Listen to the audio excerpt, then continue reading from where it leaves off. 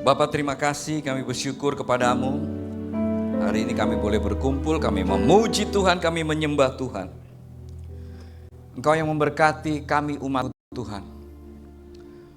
Aku berdoa biarlah firman kebenaran itu, Injil keselamatan, boleh kami dengar, kami terima, dan kami lakukan.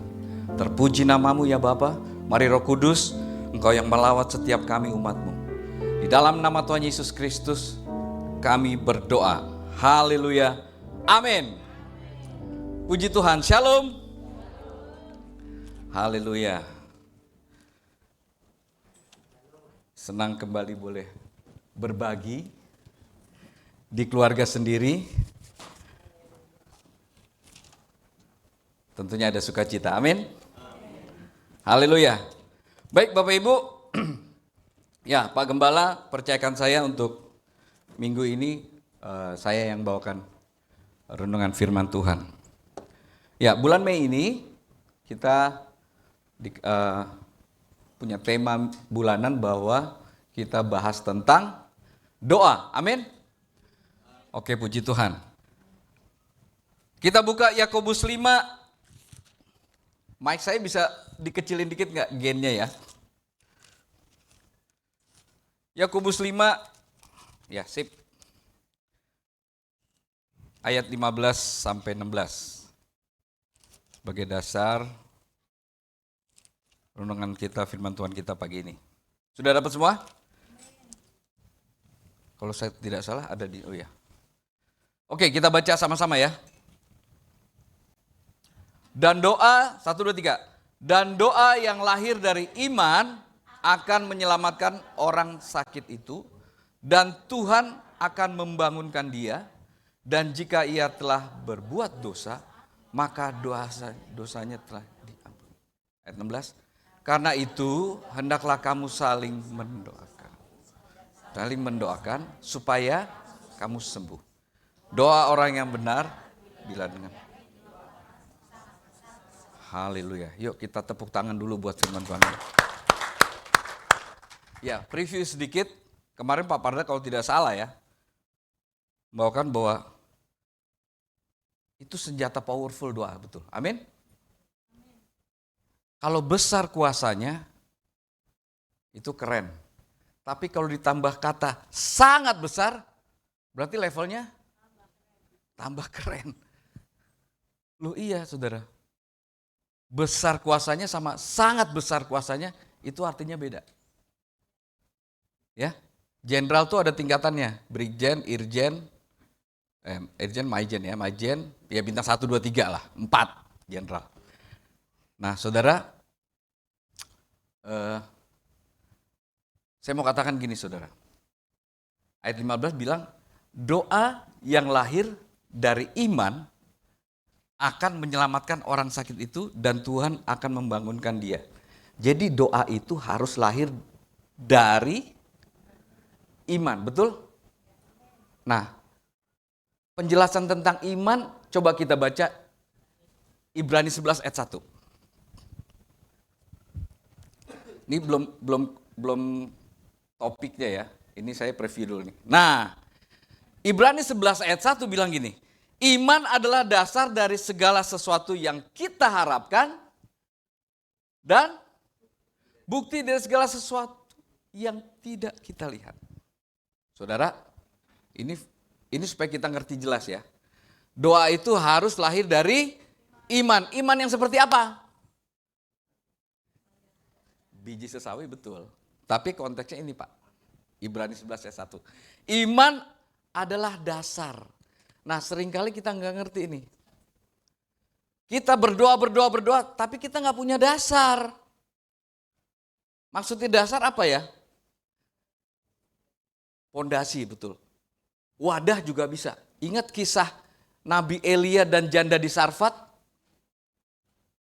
Tuhan bilang, wah Elia udah nggak punya logistik nih, makanan dan minuman, udah kelaparan. Pergi ke Sarfat, ketemunya janda miskin lagi. Tinggal punya segenggam tepung dan sedikit minyak. Janda itu bilang, kalau ini tinggal segenggam tepung sama sedikit minyak ini, Saya mau bikin roti, nanti buat makan saya sama anak saya. Dia punya anak satu, perempuan. Habis itu kami mati, karena nggak punya apa-apa lagi. Karena tepungnya udah jadi roti, satu dibagi dua. Dan buat masak roti tepung itu kan pakai minyak. Tapi apa yang Elia bilang? Firman Tuhan lewat Nabi Elia bilang, udah segenggam tepung sama sedikit minyak itu bikin aku dulu roti. Sesudah itu kamu cari wadah baskom atau botol. Buat apa? Buat numpangin minyak, nuangin minyak itu, saudara. Dan minyak itu tidak akan habis sebelum wadahnya nggak ada lagi gitu. Baca kisahnya ya ada di Perjanjian Lama, percaya sama saya. Loh iya. Jadi kita harus ngerti, saudara ya. Iman adalah dasar. Kalau kita nggak punya dasar, kita mengharapkan sesuatu tapi kita tidak punya iman, tidak punya percayanya kepada apa yang kita harapkan akan datang, sia-sia doa kita, saudara. Makanya tadi saya kasih ilustrasi tentang janda di Sarfat itu. Kalau dia hanya kasih makan buat dia sendiri itu tepung sama minyak, udah mati, dia nggak berkelanjutan lagi hidupnya. Tapi karena dia dengar dan lakukan firman Tuhan lewat Nabi Elia, dia buatin dulu rotinya buat Nabi itu. Maka setelah itu minyaknya Elia bilang, ambil wadah, ambil baskom, ambil botol, apapun buat kamu tuangin tuh minyak. Nggak akan habis. Sampai dasarnya atau wadahnya itu udah nggak ada lagi, dia pinjem mungkin sama tetangganya. Nah jadi penting, saudara, kalau kita memahami ini, kita berdoa harus dari iman, harus memiliki dasar ya. Dasar dari segala sesuatu yang kita harapkan. Jadi kalau engkau berharap sesuatu, kita berharap sesuatu, kita berdoa sesuatu, mari miliki dasar iman yang kuat. Kepada siapa? Kita nggak minta kepada siapa-siapa, kita minta kepada Tuhan yang hidup, Yesus Kristus Tuhan kita. Amin. Haleluya. Puji Tuhan. Oke. Baik. Nah, sekarang kita masuk ke dalam topik. Doa itu harus bagaimana sih? Multimedia slide berikutnya. Kita baca Mazmur 18 ayat 1 sampai 3. Kita baca sama-sama ya, ayatnya sedikit ini. 1, 2, 3. Untuk pemimpin biduan dari hamba Tuhan, yakni Daud yang menyampaikan perkataan nyanyian ini kepada Tuhan pada waktu Tuhan telah melepaskan dia dari cengkraman semua musuhnya dan dari tangan Saul. Ia berkata, aku mengasihi Engkau ya Tuhan, kekuatanku.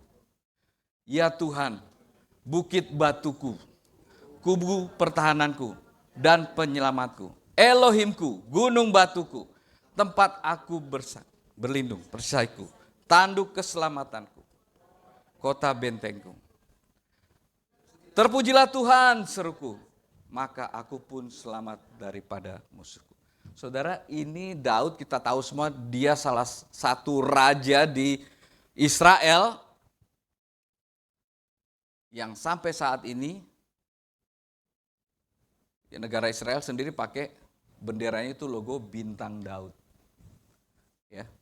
Daud adalah seorang raja yang diurapi Tuhan. Daud adalah seorang raja yang mengasihi Tuhan, saudara.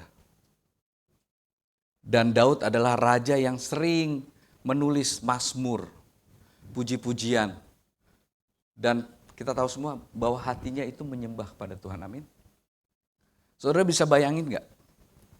Dengan tangga nada yang hanya 7, do, re, mi, fa, sol, la, si, do tinggi ya jadi 8, tapi sebenarnya 7 kan, do, re, mi, fa, sol, la, si.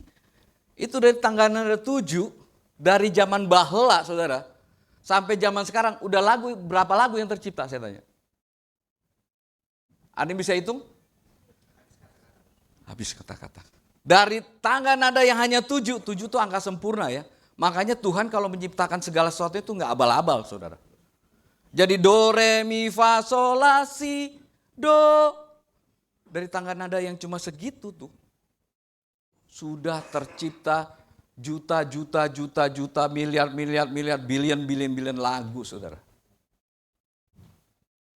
Jadi Tuhan kasih itu buat kita, umatnya, dan itu sudah diteladani, kita bisa melihat gaya hidup Raja Daud. Jadi, nah, slide berikutnya. Puji Tuhan. Jadi dalam doa, ya, yang saya mau katakan ini, selain doa itu berkuasa, doa itu dahsyat, doa itu harus lahir dari iman. Ya, kita memohon, kita meminta, kita mengharapkan sesuatu dari Tuhan. Tapi kita harus juga memahaminya, kita harus melihatnya dan kita mengetahuinya bahwa di dalam doa ada penyembahan dan pujian, saudara. Tadi kita udah baca firman-Nya, Mazmur Daud. Jadi ada doa, di dalamnya itu ada pujian dan penyembahan kepada Tuhan. Bukan cuma sekedar minta terus.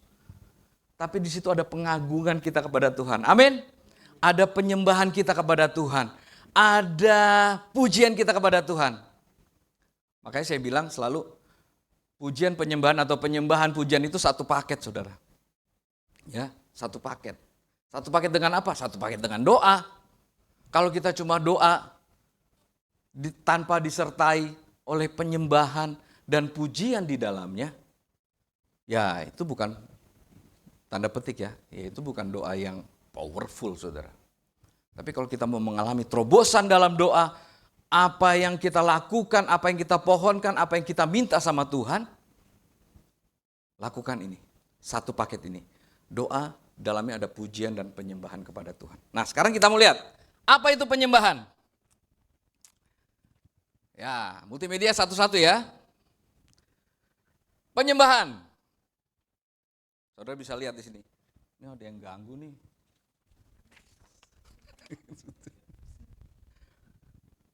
Oke. Pujian. Penyembahan. Penyembahan adalah sikap hati yang memuliakan Tuhan karena pengorbanannya yang menyelamatkan, di mana setiap orang percaya menyembah satu-satunya juru selamat dan memberitakannya dalam kehidupan orang percaya. Ini di bawahnya ada catatan kakinya, HTTPS dari STT Jeffrey. Jadi saudara, ini etikanya begitu ya, walaupun ya saudara bisa searching Google tuh. Nah, dari beberapa sekian jurnal yang ada yang saya baca, yang relevan dengan apa yang saya alami selama ini, dan ya pastinya berlandaskan firman Tuhan ya. Ya walaupun saya edit dikit dan saya tambah-tambahin, tapi etikanya kita harus tampilkan itu. Kita comot dari mana ini ya. Jadi plagiat itu etikanya, kalau nggak ada ini berarti plagiat, saudara. Oke, sekali lagi saya ulang, penyembahan adalah sikap hati, saudara. Orang nggak bisa lihat sikap hati. Makanya saya bilang tadi kan satu paket. Apa yang ada di dalam hatimu itu terucap lewat mulutmu. Betul? Setuju nggak? Betul ya? Bapak Ibu, waktu ya anak muda juga ya, kita sebagai manusia, kalau kita senang kepada sesuatu gitu ya, atau kita suka kepada seseorang, kita mulainya dari mana? Dari hati, betul? Betul apa betul? Pasti dari hati, saudara. Nah, kalau cuma di hati doang, terus saudara nggak ucapkan, aku mencintaimu. Atau udah diambil orang, saudara. Rugi sendiri, betul ya? Jadi manusia, laki, perempuan, wanita, pria itu pasti tumbuh itu dari hatinya dulu. Sikap hati. Begitupun juga kalau kita penyembahan kepada Tuhan, itu akhirnya di hati. Sikap hati yang takut akan Tuhan. Sikap hati yang benar di hadapan Tuhan. Nah, coba kita bandingkan, kita baca Mazmur 7 ayat 6. Markus 7 ayat 6. Apa di situ ditulis? Jawabnya kepada mereka, ini Tuhan Yesus ya, yang bilang, Benarlah nubuat Yesaya tentang kamu, hai orang-orang munafik. Sebab ada tertulis, bangsa ini memuliakan aku dengan bibirnya, padahal hatinya jauh daripadaku. Ini kecaman Tuhan Yesus kepada orang Israel, khususnya pada waktu itu orang Farisi ya. Bahkan di perikop lain ditulis seperti kayak kuburan, di luarnya putih, dilabur putih, tapi di dalamnya tulang-tulang. Di hati ini gak ada kehidupan. Makanya Tuhan melihat hati kita. Amin. Hati kita harus benar di hadapan Tuhan. Kita harus punya takut akan Tuhan yang sungguh-sungguh, saudara. Dalam sikap penyembahan kita kepada Tuhan. Kita mau angkat tangan, kita mau sujud, berlutut, kita mau sorak-sorai. Kalau cuma ada di bibir, hatinya jauh daripada Tuhan, itu sia-sia, saudara. Amin. Jadi sekali lagi, katakan sama saya, sikap hati. Oke, balik lagi. Jess, Erisa. Jadi mari, dalam penyembahan kita harus miliki sikap hati yang memuliakan Tuhan. Karena apa kita muliakan Tuhan? Ya karena pengorbanannya. Karena apa kita menyembah Tuhan? Karena Tuhan sudah menyelamatkan kita, saudara. Ya. Dan hanya Dia satu-satunya juru selamat. Tuhan Yesus itu bukan cuma Tuhannya orang Kristen loh, saudara. Tuhan Yesus itu juru selamat seluruh umat manusia. Katakan amin. Jadi kalau misalnya kesaksian, kemarin saya kan touring ya, jadi saya nggak hadir. Jadi dalam touring itu ya harus memberitakan Injil juga, saudara. Lagi di Pantai Carita, teman-teman lagi naik boot, saya nongkrong di pantai. Biasa tukang jualan, tukang ikan asin nyamperin saya. Pak, beli dong Pak, ini udah mau jam 8, sebentar lagi saya diusir. Gitu. Jadi itu kan tempat wisata, jadi nggak sembarang orang masuk, tukang jualan masuk. Terus, ya Roh Kudus bicara sama saya. Ayo beli. Tapi di balik beli itu kan harus ada nama Yesus yang disampaikan. Ya jadi keluar uang untuk beli ikan asin. Harusnya kan ibu-ibu yang beli ya. Udah saya beli. Terus ngobrol, langsung straight to the point saya. Namanya Ibu Eci. Bu Eci, udah pernah dengar nama Yesus belum? Belum Pak, saha Pak? Siapa Pak? Gitu kan. Oh belum, udah langsung masuk. Tuhan Yesus itu juru selamat umat manusia. Sebelumnya saya tanya dulu keluarganya. Udah berkeluarga? Udah Pak. Bapaknya mana? Dia tunjuk ke laut, saudara. Saya pikir lagi ngambil ikan. Rupanya udah mati di laut. Udah mati Pak di laut.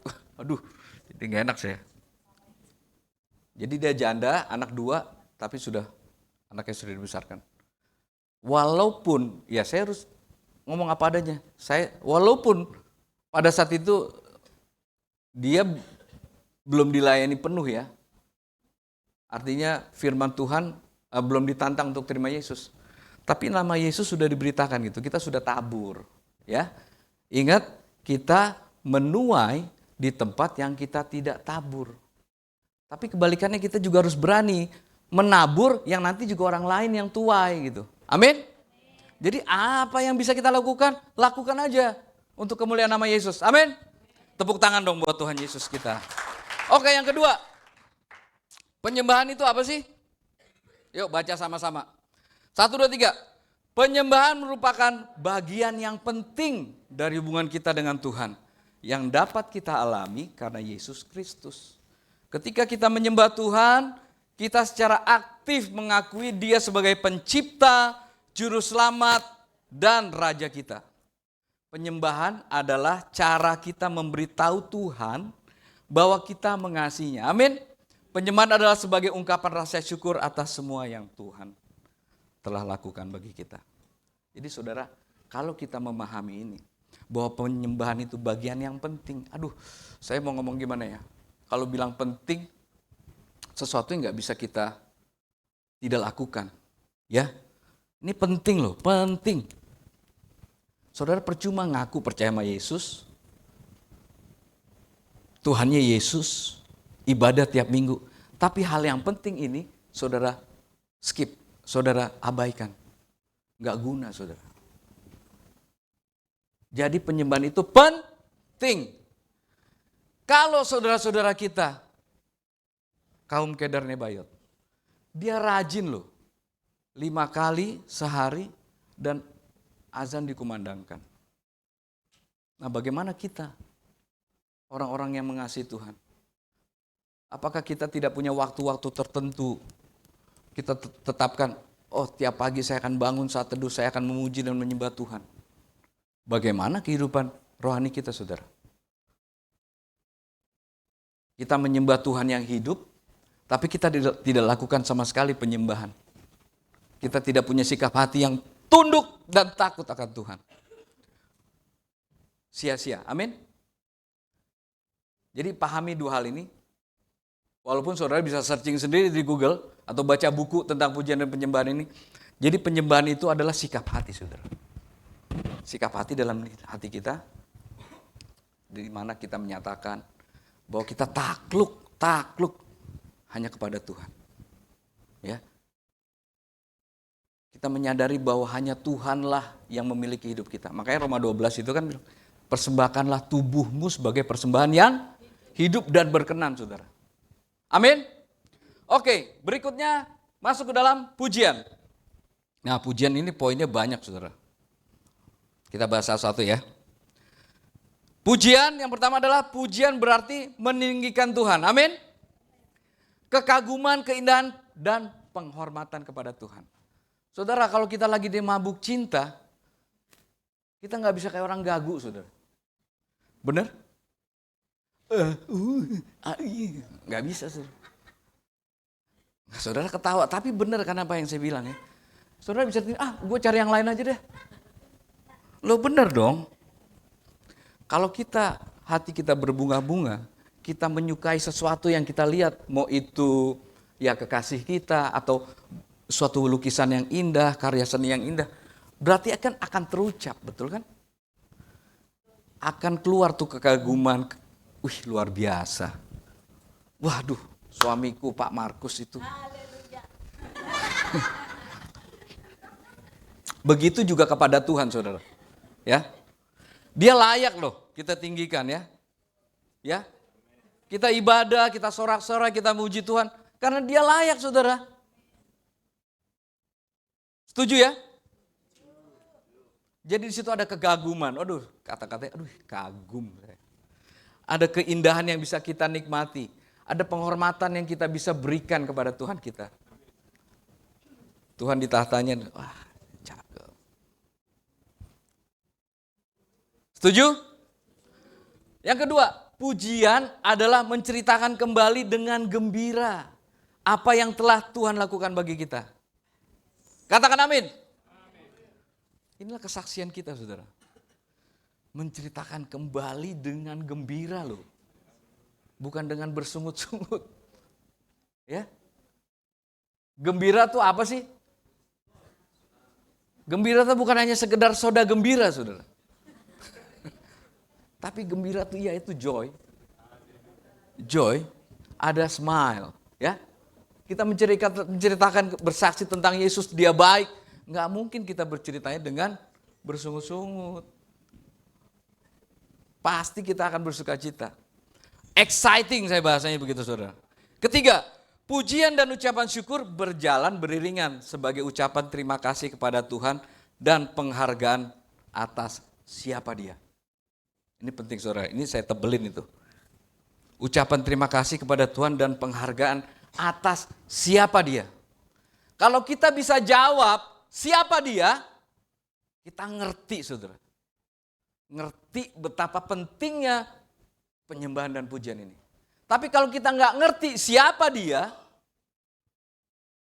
kita anggap remeh, saudara. Kita anggap enteng.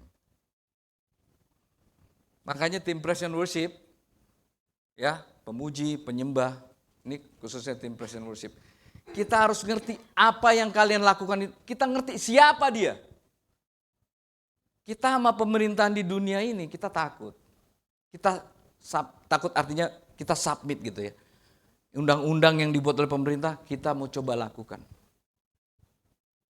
Tapi saudara, ada yang lebih berkuasa di atas itu. Yang memerintah atas setiap pemerintahan dan bangsa di dunia ini. Siapa namanya? Yesus. Jadi pahami siapa dia, saudara.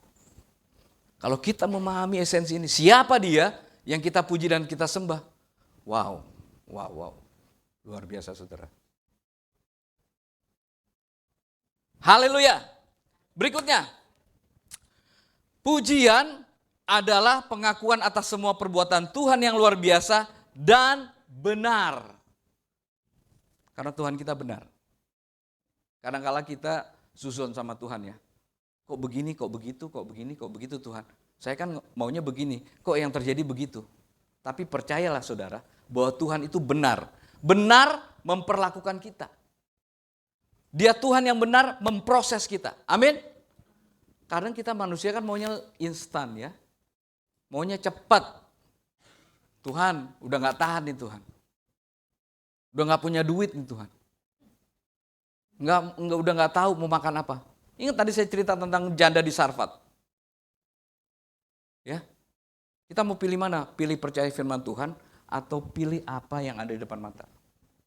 Saudara, saya mau katakan di depan mimbar ini, percaya dulu firman Tuhan dan lakukan firman Tuhan, maka sisanya itu urusan Tuhan, saudara. Amin? Tepuk tangan dulu dong buat Tuhan kita. Haleluya. Dia layak dipuji, amin? Tadi kita udah baca ayatnya, Mazmur 18 ayat 1 dan 3. Di mana Daud, dia sebagai raja, ungkapan syukur Daud kepada Tuhan. Makanya Daud menulis itu ya, Mazmur 18 1 sampai 3. Semua perbuatan Tuhan yang luar biasa dan benar. Haleluya. Jadi dia Tuhan yang luar biasa dan benar, saudara. Nah, kita udah baca tadi ayatnya. Sekarang kita mau lihat kasus-kasusnya. Apa yang diceritakan oleh Alkitab, apa yang sudah ditulis di Alkitab, di mana ada doa yang di dalamnya ada pujian dan penyembahan. Bukan hanya sekedar permintaan kita, bukan cuma sekedar permohonan kita, bukan cuma sekedar keluh kesah kita kepada Tuhan. Tapi dalam doa itu juga harus ada sungguh-sungguh hal yang penting, jangan dilewatkan. Pujian dan penyembahan, atau dibalik juga boleh. Penyembahan dan pujian. Nah, kita lihat kasus-kasus atau apa yang diceritakan Alkitab di mana umat Tuhan dalam doa, dalam kegiatan sehari-hari, dalam apa yang dilakukan umat Israel, itu mengandalkan doa, penyembahan dan pujian kepada Tuhan. Next. Nah, kita lihat dulu kisah perjanjian lama. Ya, saudara bisa buka itu di Alkitab dan baca. Keluaran 17 ayat 8 sampai 12. Di mana umat Israel seharian perang, saudara. Perang ngelawan bangsa Amalek. Wah, kekuatannya ini berimbang nih. Suku Amalek dengan pasukannya, suku Israel, bangsa Israel dengan pasukannya.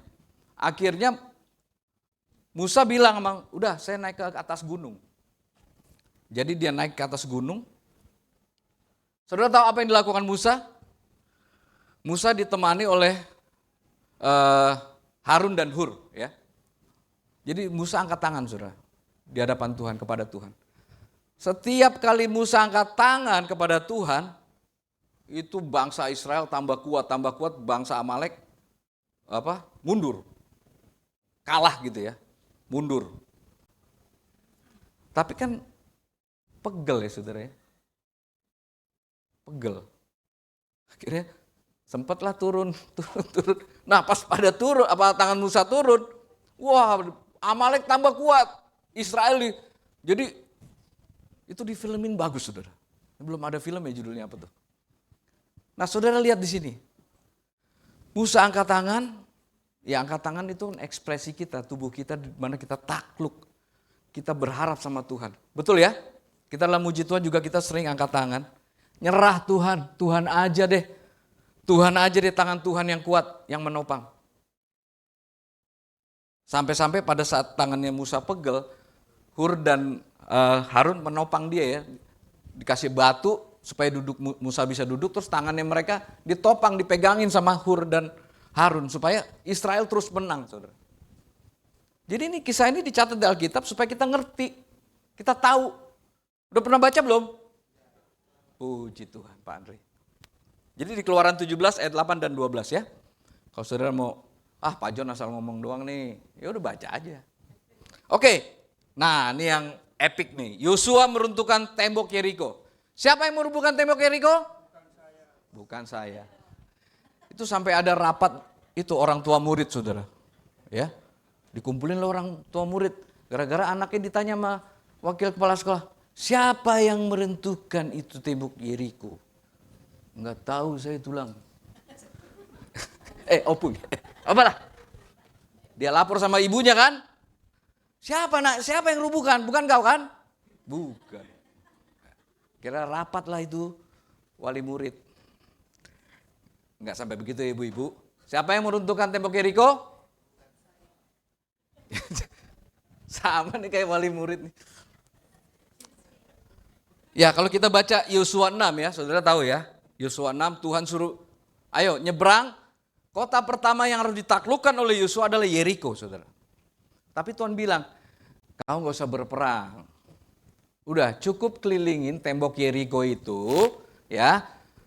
Berbarislah kalian. Depan-depan, yang depan itu tabut, di depan tua-tua di situ ya, pemuji dan penyembah, baru di belakangnya umat.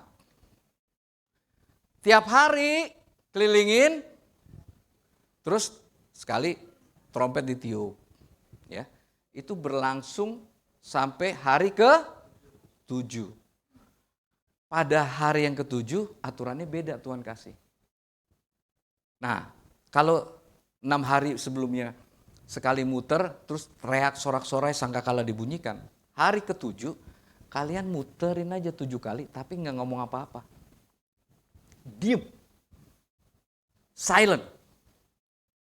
Saudara, itu bangsa Israel berapa juta saudara yang keluar dari Israel? 2 juta kurang lebih itu, kata Pak Dwi Kora. Tapi benar 2 juta sih yang ditulis di Alkitab. Kurang lebih 2 juta. Kita aja ngumpulin orang segini ngaturin, jangan berisik, susah.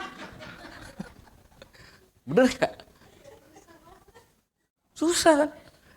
Ini lebih dari 1 juta.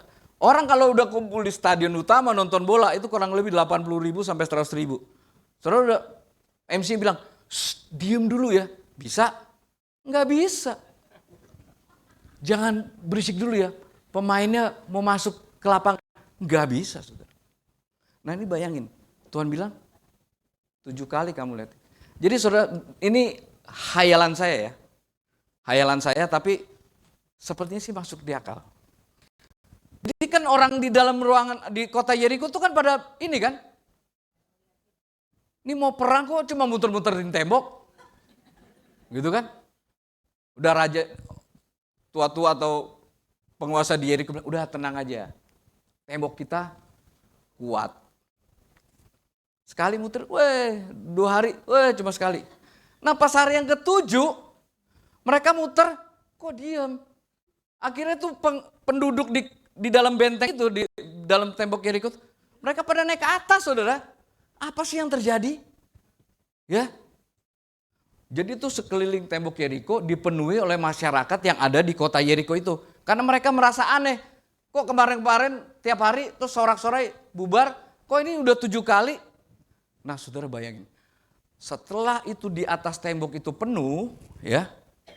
Jadi bayangin saudara tembok dulu tuh benteng itu di atasnya kita bisa jalan-jalan gitu, bisa lihat keluar.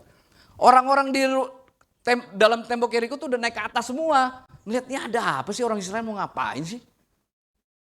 Pas mereka udah di atas semua saudara. Kan bebannya berat ya. Nah pas putaran ke-7 itulah semua orang Israel teriak. Sorak-sorai yang keras.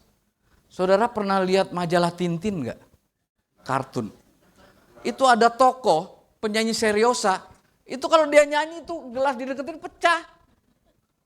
Loh itu benar, itu fisika loh. Ilmu fisika ya. Jadi desibel yang tinggi yang itu bisa menghancurkan saudara. Nah itulah yang Tuhan lakukan. Hikmat kepada Yosua untuk meruntuhkan tembok Yeriko. Saudara bisa bayangin dengan sorak-sorai Saya percaya bukan cuma sorak-sorai, tapi pengagungan kepada Tuhan. Pujian kepada Tuhan, sorak-sorai kemenangan, janji Tuhan atas tanah perjanjian. Itu diungkapkan, diceritakan, disorakkan, dikatakan dengan sorak-sorai. Itu yang terjadi, saudara. Akhirnya, brek. Hancur tuh tembok. Tuhan bilang, tembok hancur, serbu baru masuk. Wih, tepuk tangan dong buat Tuhan kita. Haleluya. Nah, yang ketiga, saudara, ini cerita tentang Raja Yosafat, Raja Yehuda. Dulu Israel perjanjian lama itu terpecah dua ya, Israel dan Yehuda.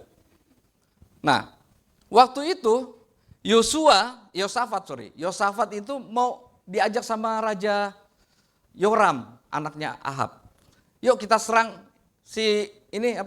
Moab. Ayo kita serang Moab yuk, kita hancurin Moab. Kita nyerangnya lewat mana? Lewat Edom. Jadi orang Edom diajaklah orang Edom untuk ikut berperang. Jadi ada 3 raja. Raja Israelnya Yoram kalau nggak salah. Terus Yehudanya Yosafat sama Raja Edom.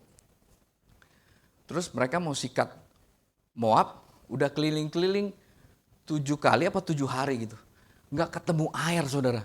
Sementara pasukan pada haus, kuda pada haus, semua orang kehausan gitu karena nggak ada air. Terus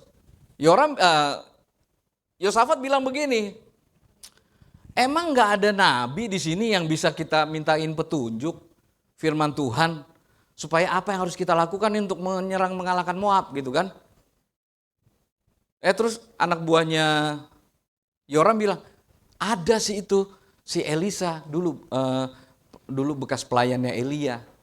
Elia dulu Nabi Elia kan, terus suksesornya kan Elisa ya. Oh yaudah kita ke sana deh. Nah sampailah di tempatnya Elisa. Elisa ngelihat si Yoram, dia nggak mau. Nggak ada urusannya aku sama engkau katanya. Biarlah engkau sama Tuhan dewa-dewanya ayahmu aja. Karena waktu itu Ahab kan kontra sama Elisa ya. Tapi karena Elisa ini melihat si Yosafat, Raja Yehuda itu. Terus dia bilang, coba kita buka ayatnya, ayat 15 ya. Bisa minta tolong? Dia bilang gini, ya udah carikan aku pemain kecapi. Panggil aku seorang pemain kecapi. Bisa tolong ayatnya?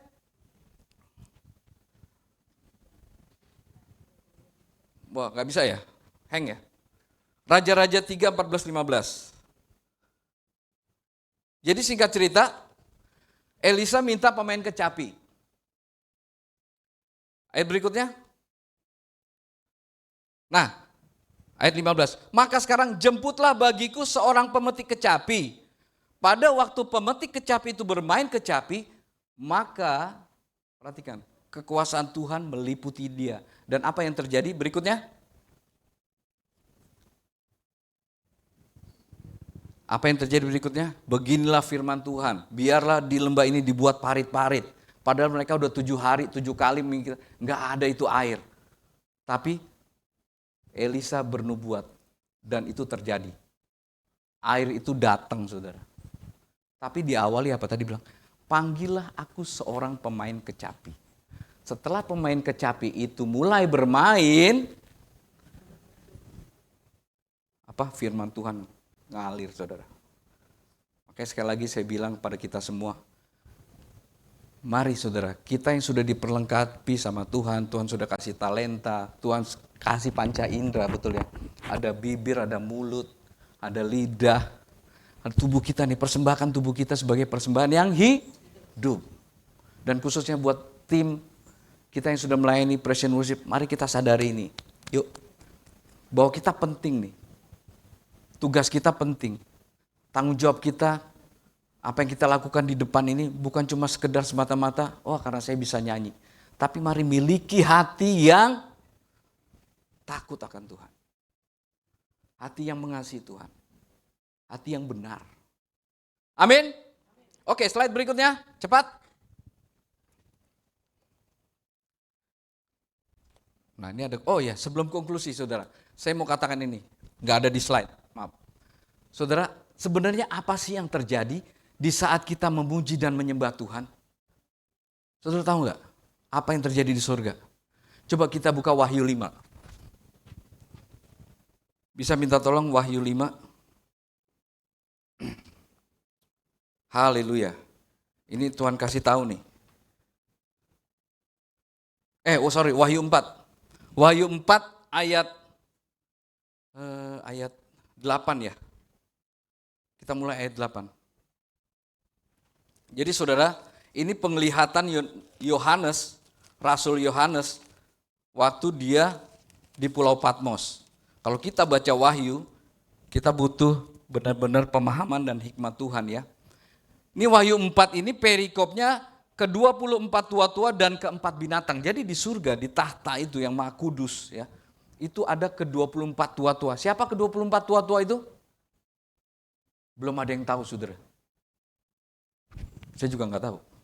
Mungkin 12-nya rasul-rasul, 12-nya lagi Abraham segala macam. Tapi itu rahasia ilahi lah ya. Ada ke-24 tua-tua dan 4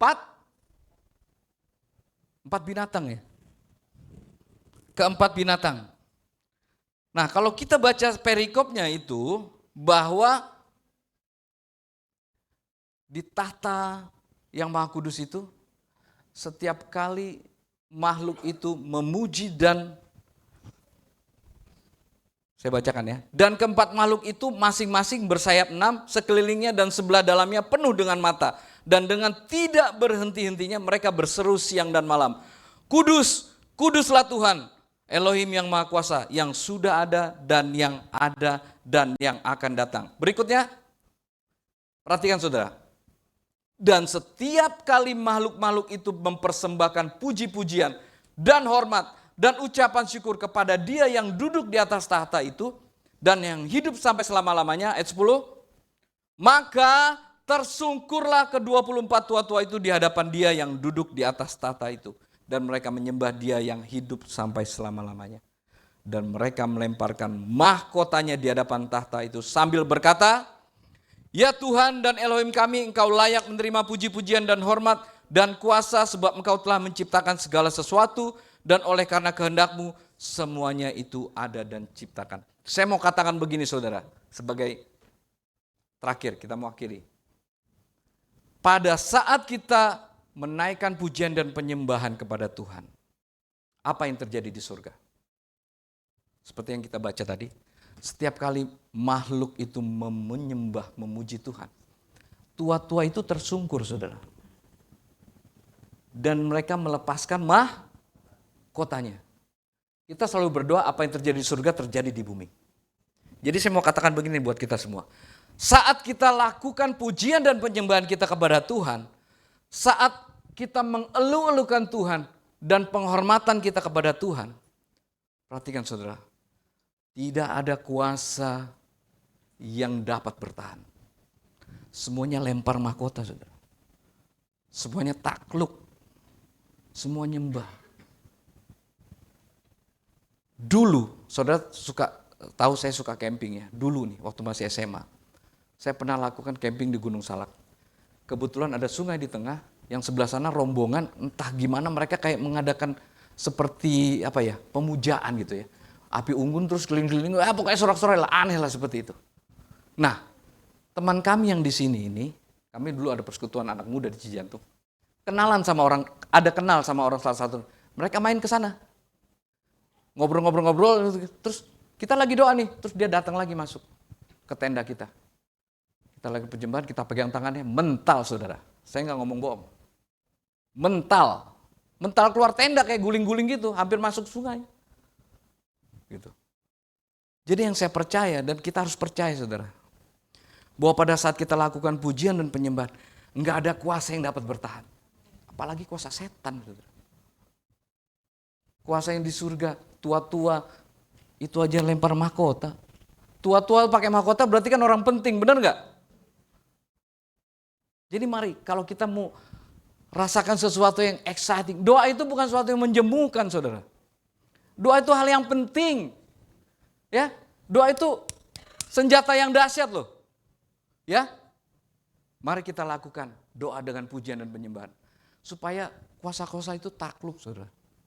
Kuasa-kuasa itu takluk. Oke, tadi ada perjanjian lama, cepat aja bacanya. Kisah Rasul, tadi ada slide berikutnya, sebelumnya. Nah, kisah perjanjian baru, Jemaat mula-mula di Kisah Para Rasul 2 ayat 46-47, kalau saudara baca, ada ayat 47, tolong ditampilkan.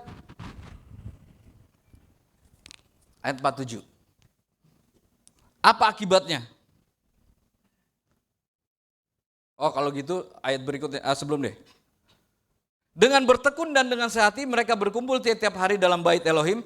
Mereka memecahkan roti di rumah masing-masing secara bergilir dan makan bersama-sama dengan gembira dan dengan tekun, tulus hati, sambil memuji Tuhan Elohim. Titik.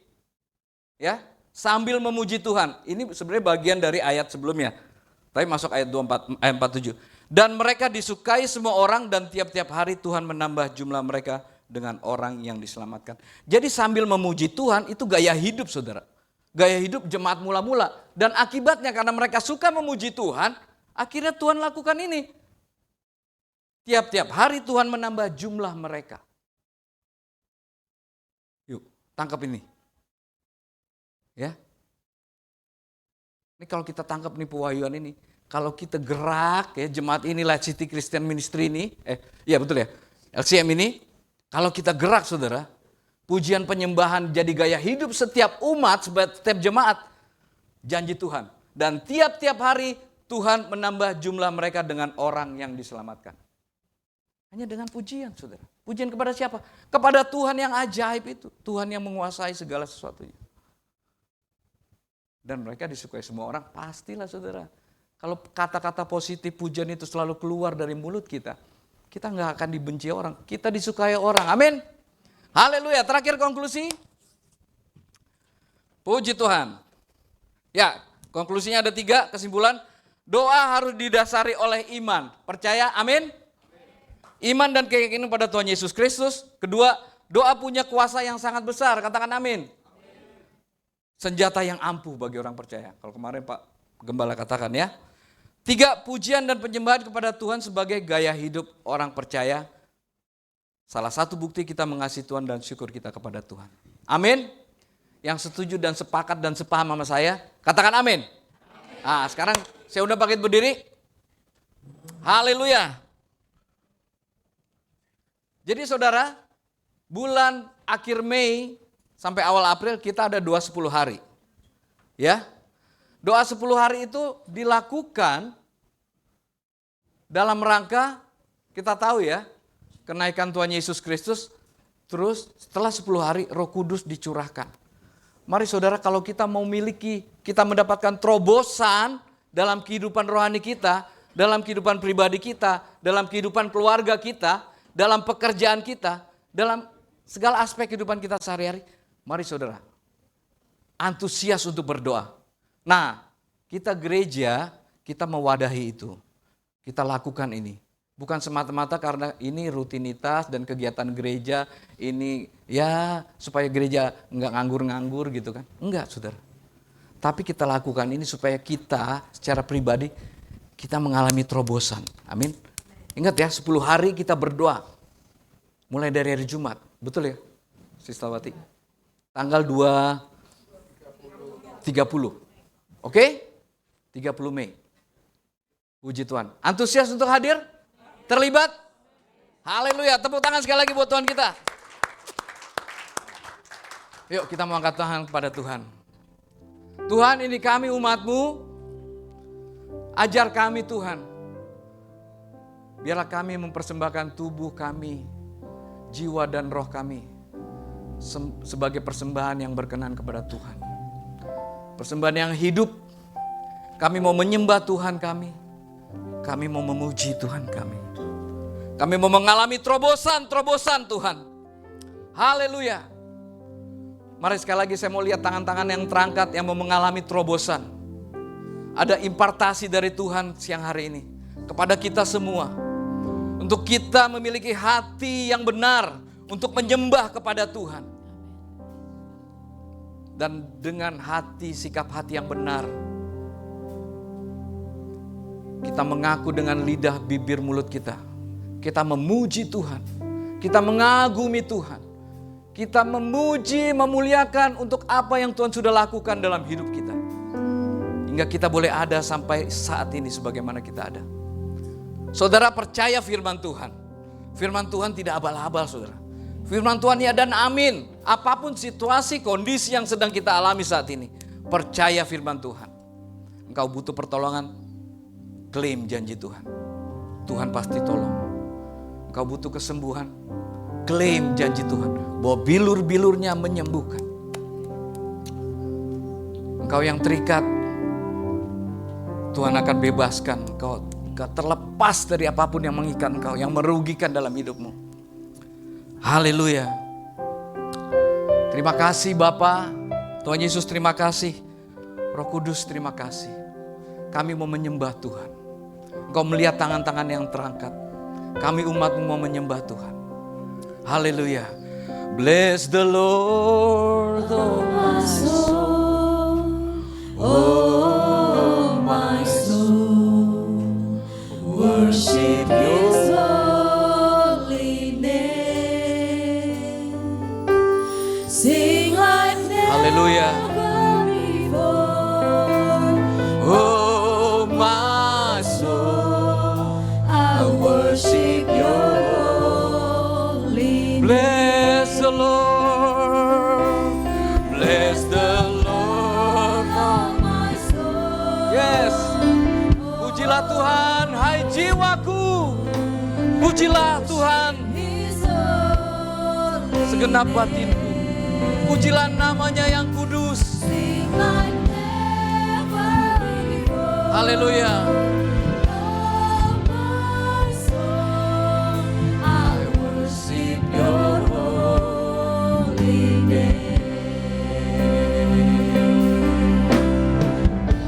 Bless the Lord, oh my soul. Bless the Lord, oh my soul. Kami menyembah-Mu, Yesus Kristus Tuhan kami. Oh, sing like never before. Oh my soul, I worship Your holy name. Hallelujah, bless the Lord, bless the Lord, oh my soul. Curahkan Tuhan kasih dan kuasa-Mu bagi setiap kami. Siang hari ini Tuhan, kami mau nyatakan, kami menyembah Engkau Tuhan kami yang hidup. Kami memuji Engkau Tuhan kami yang kudus.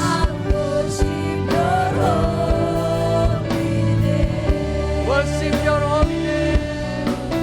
I worship Your holy name. Haleluya.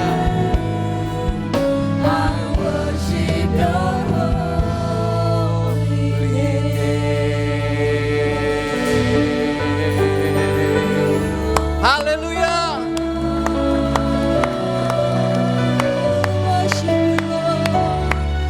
Setiap lutut bertelut, setiap lidah mengaku bahwa Yesus Kristuslah Tuhan. Setiap lutut bertelut, setiap lidah mengaku bahwa Engkau Yesuslah Tuhan, Raja di atas segala raja. Mari jemaat Tuhan, proklamirkan dalam hidupmu bahwa hanya Yesus Kristuslah Tuhan yang berkuasa, yang sanggup menghidupkan, yang sanggup memberkati, yang sanggup menolong. Haleluya. Mari katakan sama-sama dengan saya. Haleluya. Every knee will bow. Every knee will bow. Yes. Haleluya. Woo. Jesus is the Lord. Every tongue will shout. The coming of the King. Amen.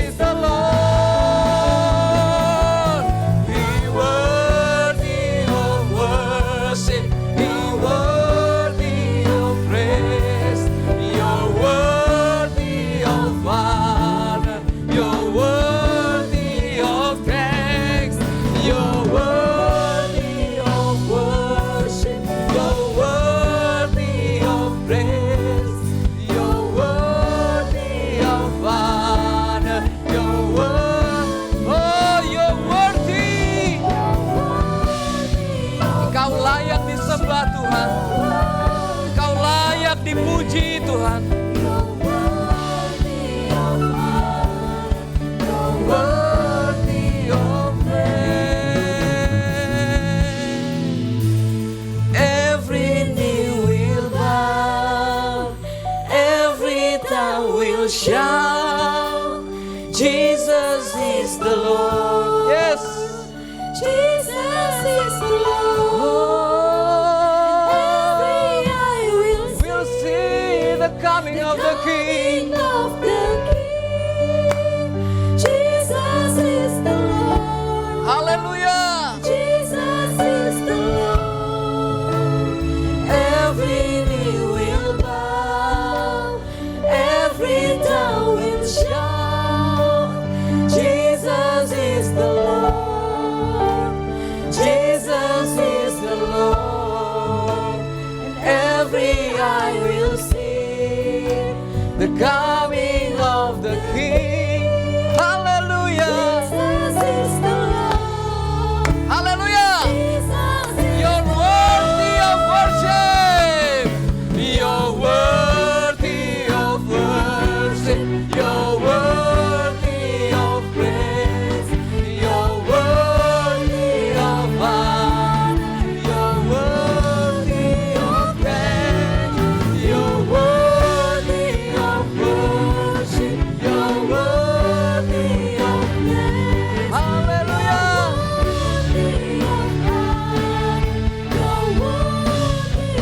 You're worthy.